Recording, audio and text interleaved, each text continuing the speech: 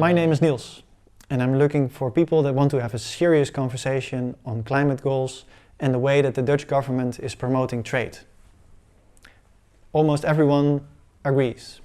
Climate change is one of the most urgent issues that we need to take on in these few years.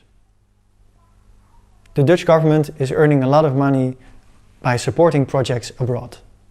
This has a huge impact on climate change, people and the environment. But what is exactly the problem? How does it support trade? And what is the problem with that? I would like to tell you this in a few minutes and continue the conversation afterwards.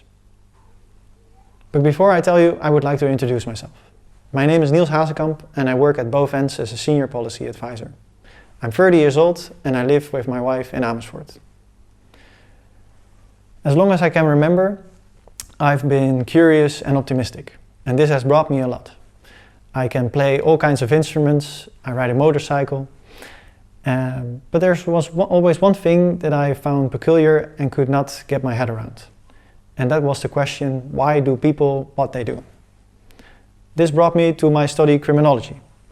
I learned that people with a lot of power, like politicians and CEOs at large corporations, do not always use their power to support the community at large. For example, I learned that Shell pollutes the environment in Nigeria, and I learned that our clothes are made by child labor in Bangladesh. This has had a great impact on me. Every time that I open the newspaper and I read about the horrible consequences of climate change, it makes me feel insecure. Do I really want to have children on this planet? I want to take you to Mozambique. In the northern part of Mozambique, a war is going on. Thousands of people have died and hundreds of thousands of people are on the run. In this context, the French oil giant Total wants to create a huge gas project. If all the gas that they want to take out of the ground is burned, it will have the impact of all the aviation in Europe. This is a picture of Julio. Julio is still alive, luckily. And he works with a lot of people in the affected area. He has told me that 10 years ago this project in Mozambique was portrayed as the project to bring Mozambique real wealth, riches, benefits for all the communities. The opposite is true. This project has brought nothing but misery to the local people. It has fueled the already existing inequalities and violence. Also, Dutch companies wanted to get involved in the project. However, this was not without any risk.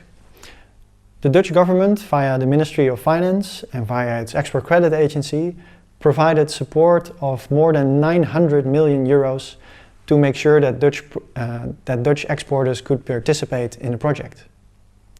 And the Mozambique gas project is not the only disaster project that the Dutch government has been providing via its export credit agency.